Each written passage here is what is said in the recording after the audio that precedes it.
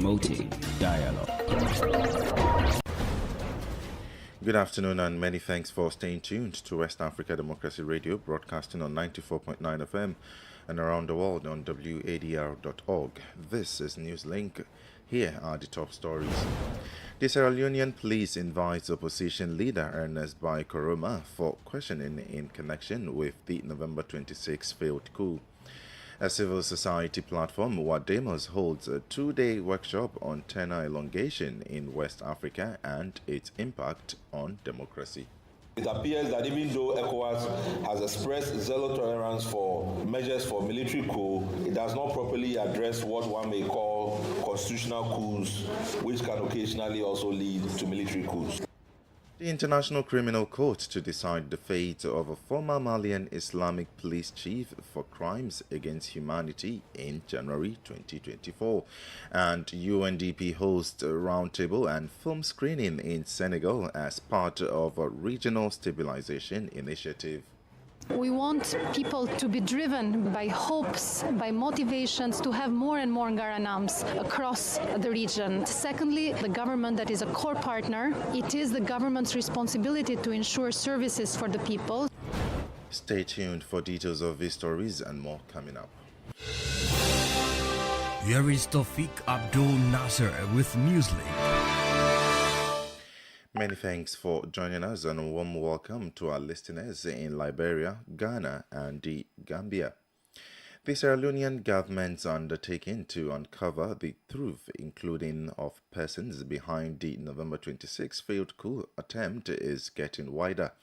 The inquiry committee now has the country's major opposition leader and former president Ernest Bai Koroma in its lens after the National Police summoned him to appear for questioning.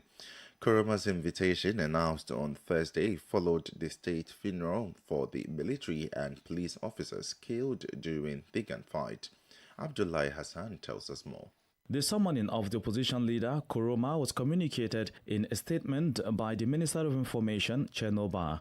It said the opposition leader has 24 hours to report to the headquarters of the Criminal Investigations Department in Freetown for questioning.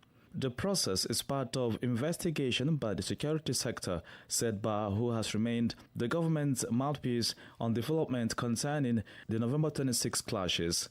Ernest Bai Koroma, shortly after the summon, responded saying he maintains an open mind and stands ready to support the police investigations to the fullest. Urging the public to remain calm, Koroma reiterated his confidence in the rule of law, emphasizing its place in Sierra Leone's democracy. This week, the police announced it had arrested Amadou Koita, who it said is Koroma's bodyguard and a principal suspect in the rebellion. Recall in late November, gunmen attacked military barracks, correctional facilities and other locations, freeing over 2,000 inmates. 20 people, majority of whom were military and police officers killed in the gunfight, were laid to rest in the capital on Wednesday as the investigation continues. The latest details by the Information Minister showed 71 people have been arrested in the context of the ongoing investigation, including 7 military officers, 7 police officers, and 13 civilians. Abdullahi Hassan reporting there.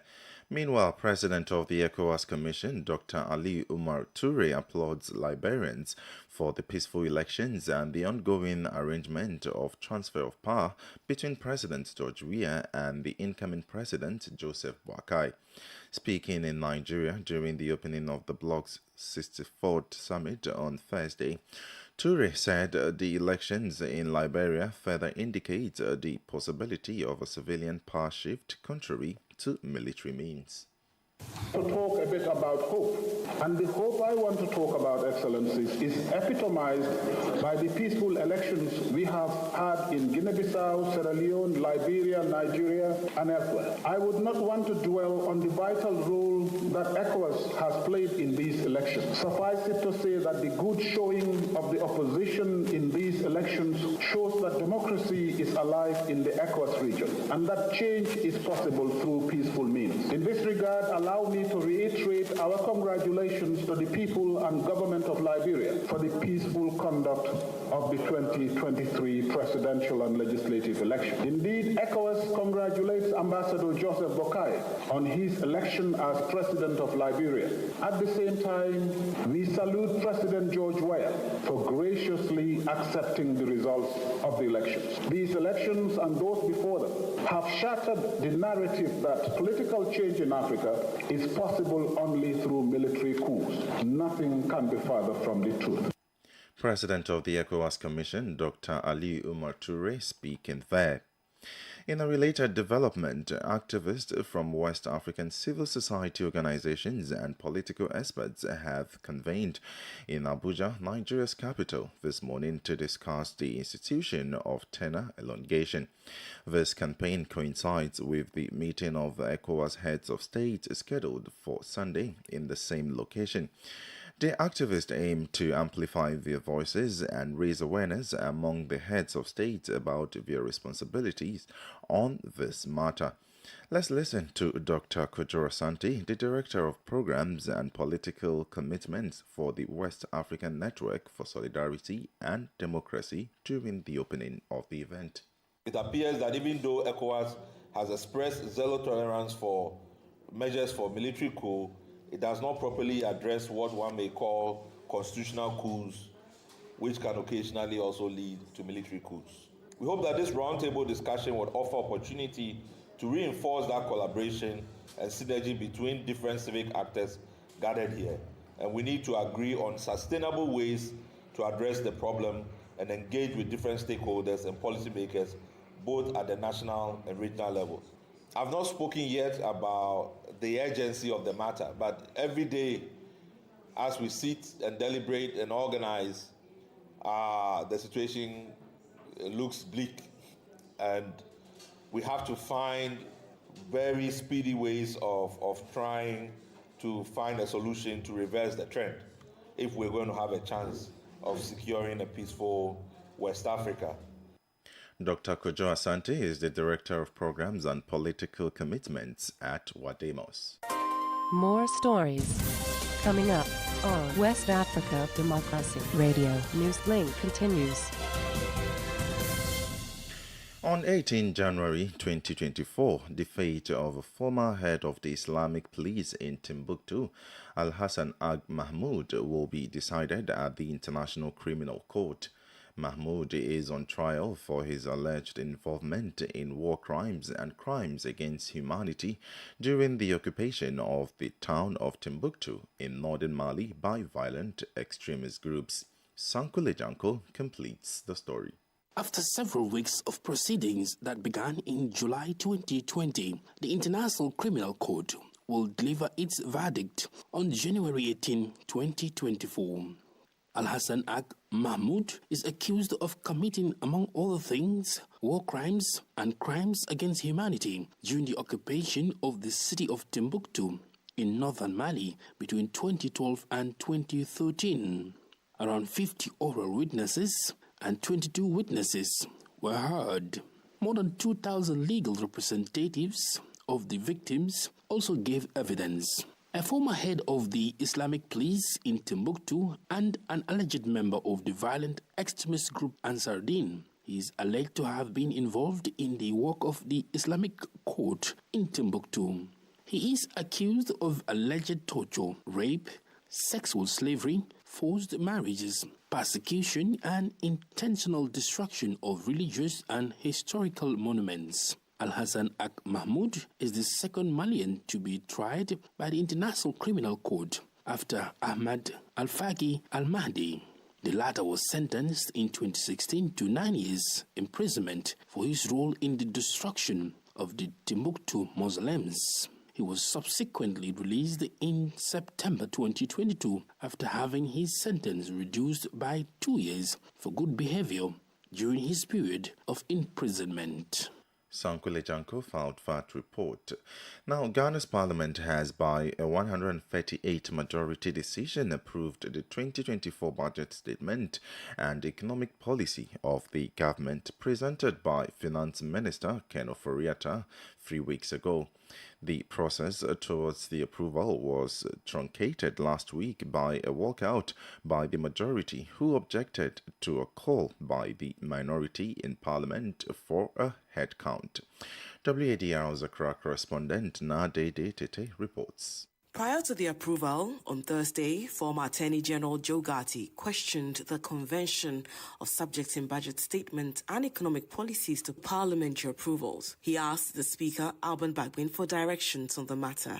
We vote upon the reports from the various committees and we vote upon the appropriation bill. Mr. Speaker, this practice or convention on voting on the principles of the budget as described myself or on the financial policy is not supported by the standing orders or the constitution. And if we are voting on the budget statements, then per the definition of budget statements in the standing orders, it means we are voting on the estimates. Boku Central MP Mahama Yarga, however, rejected the assertions of the former Attorney General. Anywhere our standing orders use the word motion, then it is a matter that must be voted on. Because a motion is to take a decision. The Speaker consequently directed for the head count to take place.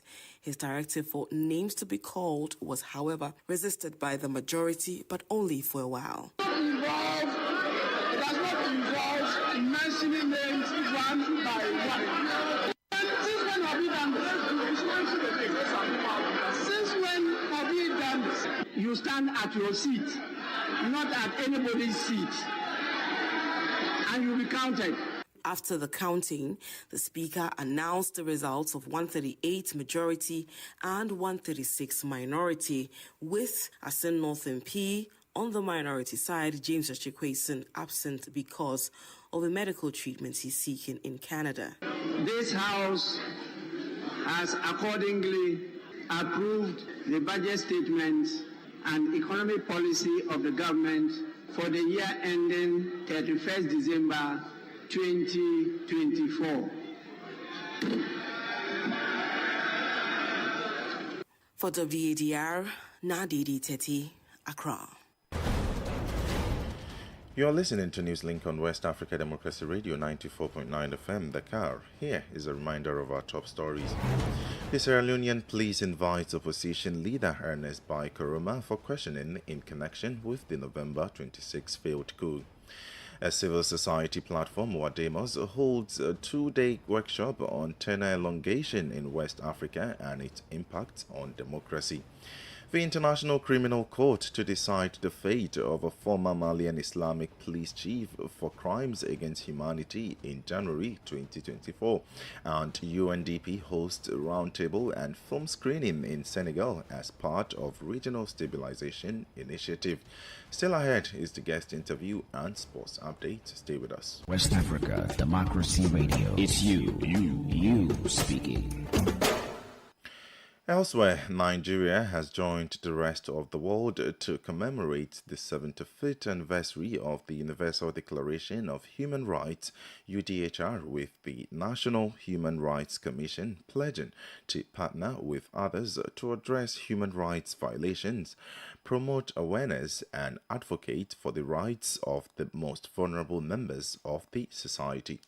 WADR's Usman Omar in Abuja reports. According to Amnesty International, in its 2022 Human Rights Outlook on Nigeria, thousands of civilians were killed, injured, or displaced by armed conflict between the armed groups Boko Haram and Islamic State's West African province, ISWAP, and the Nigerian military in northeastern region. The report also highlighted gross rights abuses following the #EndSARS protest, violation of international rights treaties, and so on. At this year's Civil Society Forum on Human Rights to commemorate the 75th anniversary of the Universal Declaration of Human Rights, however, the National Human Rights Commission says the civil society groups will play a crucial role in its efforts to rewrite the negative trends of rights abuses in the country.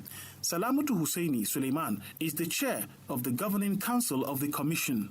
As we engage in discussions and share insight, let us remember that the strength of our civic space is measure of health of our democracy. It is a space rights that must be defended, expanded, and cherished, for it is here that the seeds of progress, justice, and human rights are sown and nurtured. Tony Ojukwu, the Executive Secretary of the Commission, highlights some of the tenets of the Universal Declaration of Human Rights. The Declaration is a life guide encompassing 30 articles that address rights and benefits which have been realized by many, yet outside the reach of others. These include access to education, employment, fair pay, voting rights, healthcare, and more.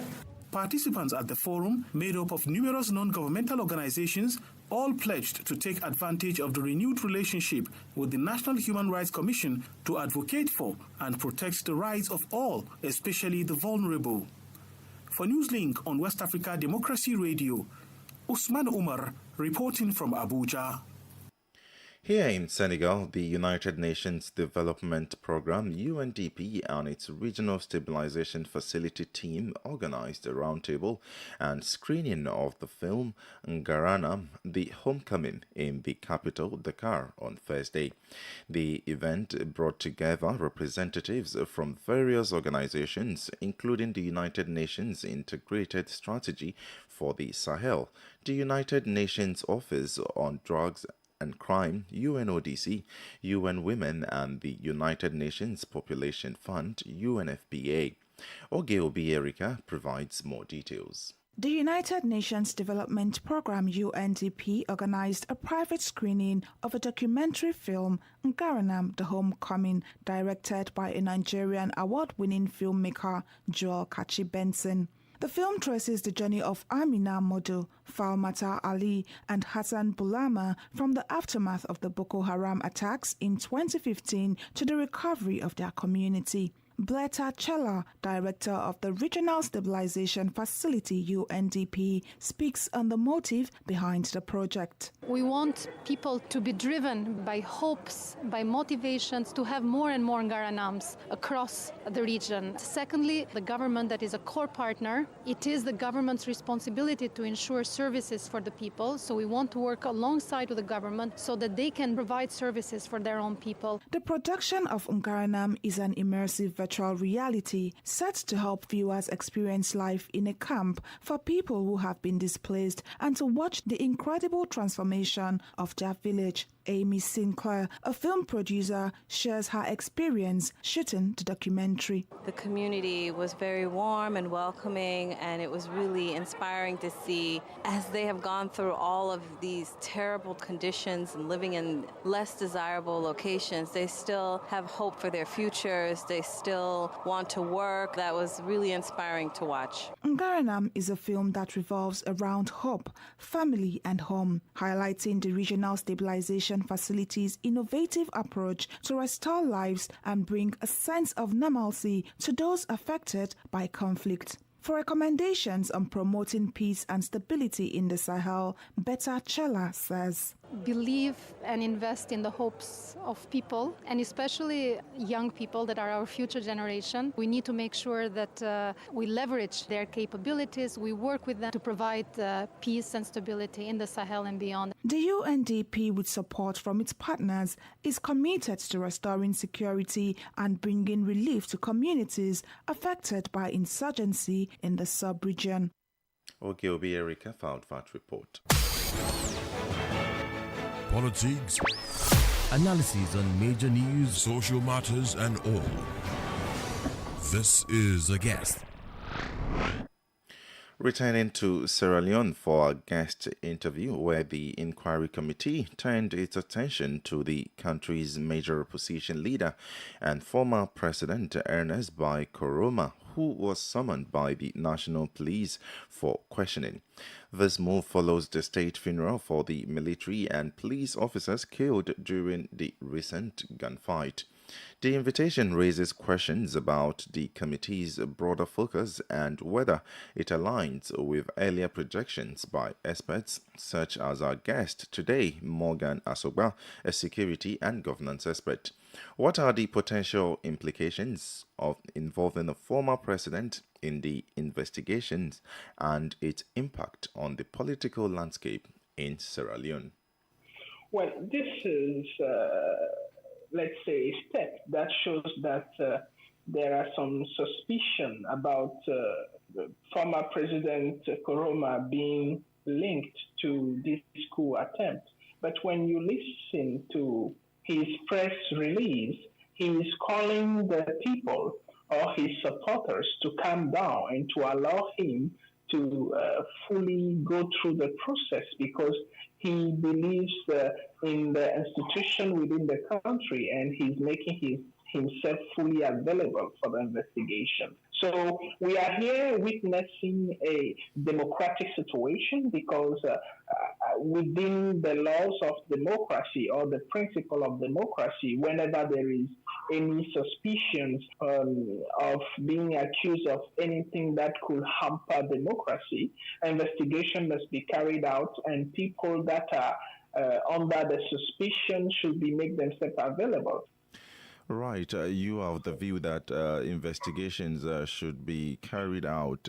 But many have also been questioning that why has the inquiry committee widened its focus to include Ernest Bai Koroma?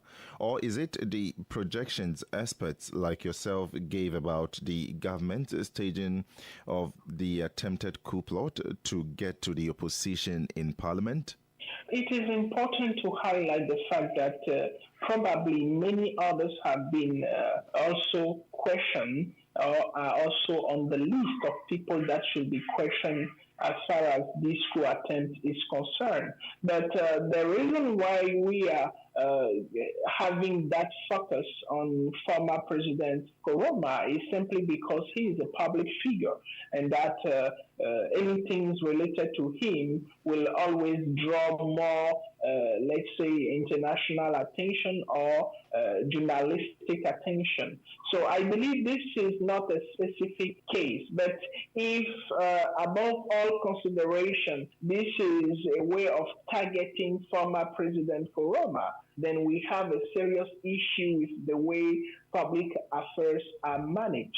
And only the outcome of investigations will allow us to know if this was simply an attack on the personality of former president, or it is just a situation that led the authorities to call him for being part of the investigation process.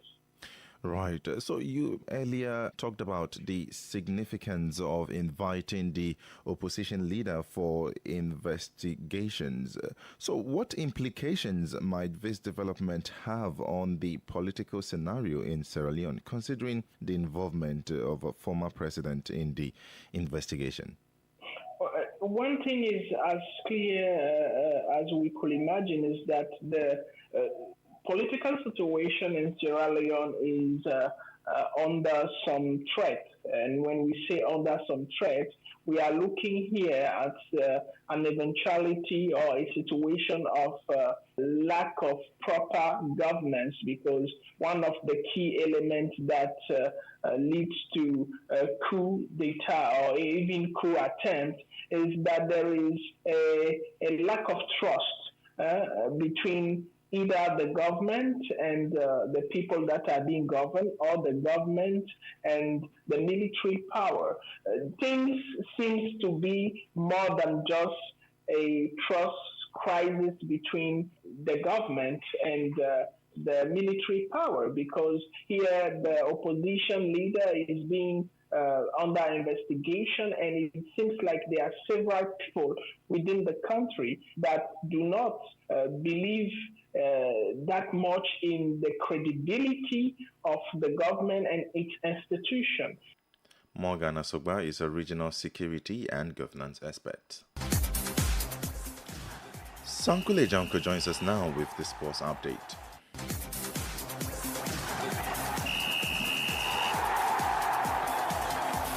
Hello out there, a warm welcome and thank you for joining us. The Total Energies CAF Confederation Cup officially resumes this weekend with another dose of exciting African football and lineup across the continent. CAF reports this weekend will see the group stages of the competition reaching the halfway mark with match day 3 as the race towards a place in the knockout stages of the competition gradually takes shape. Former champions Zamalek will play host to Angola's Sagrada Esperanza in the late afternoon kickoff on Saturday, while Libyan side Abu Salem will be hoping to continue from where they left off in the last weekend's 1-0 win over Sagrada Esperanza. According to CAF official website, Abu Salem play host to Guinean side Sora in an early kickoff on Saturday. The Guineans are desperate for a result, having collected 0 points so far in the tough Group B. In Nigeria, Rivers United will be looking at redeeming themselves from last weekend's loss to Ghana's Dreams FC. They are up against Tunisia's Africain, who are high in confidence following their 3-1 win over Academica de Lobito in Angola.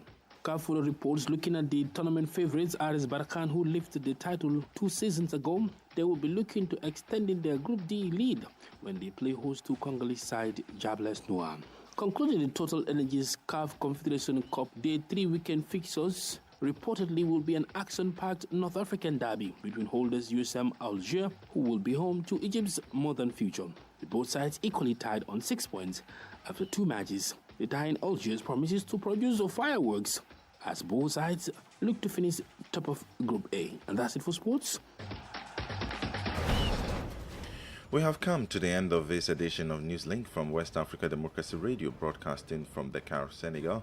Thank you for listening, and many thanks to Christian Mukidi and Maudo Juf for the technical support. Do interact with us via social media platforms X, formerly Twitter, and Instagram at WADR News on Facebook, West Africa Democracy Radio English Service. I am Tawfiq Abdul Nasir. Good afternoon.